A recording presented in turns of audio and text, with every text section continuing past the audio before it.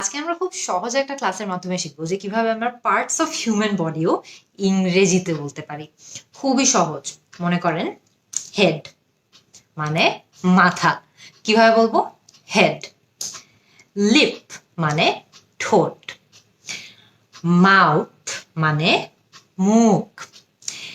Tongue মানে জিহ্বা। Hand মানে হাত। ফুট, আমি আমার পা তো দেখাতে পারছি না, কিন্তু ফুট মানে হলো পা। ইয়ার মানে হলো কান। কান আপনারা কিভাবে বলবেন? ইয়ার। আই মানে হলো চোখ। নোজ মানে হলো নাক। চুল মানে হলো হেয়ার।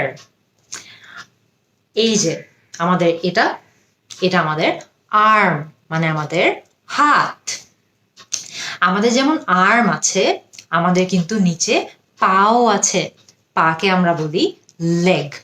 সো খেয়াল করে দেখবেন, অনেক ইজি একটা ক্লাসের মাধ্যমে আমরা কিন্তু আজকে শিখে ফেললাম যে আমরা কিভাবে আমাদের শরীরের বিভিন্ন অংশকেও ইংরেজিতে বর্ণনা দিতে পারি। আমরা হেয়ার বলতে পারি চুলকে, আই বলতে পারি চোখকে, নোজ বলতে পারি নাককে, মাউথ বলতে পারি মুখকে, লিপ বলতে পারি ঠোঁটকে, হ্যান্ডস বলতে পারি, আর্ম বলতে পারি।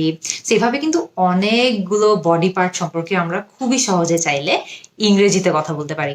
আপনারা আমাকে কমেন্ট সেকশনে জানান তো আর কি কি বডি পার্টসের ইংরেজি নাম আপনারা জানেন। আমি কিন্তু আপনাদের সবার অ্যান্সারের অপেক্ষায় থাকবো। See you in the next class.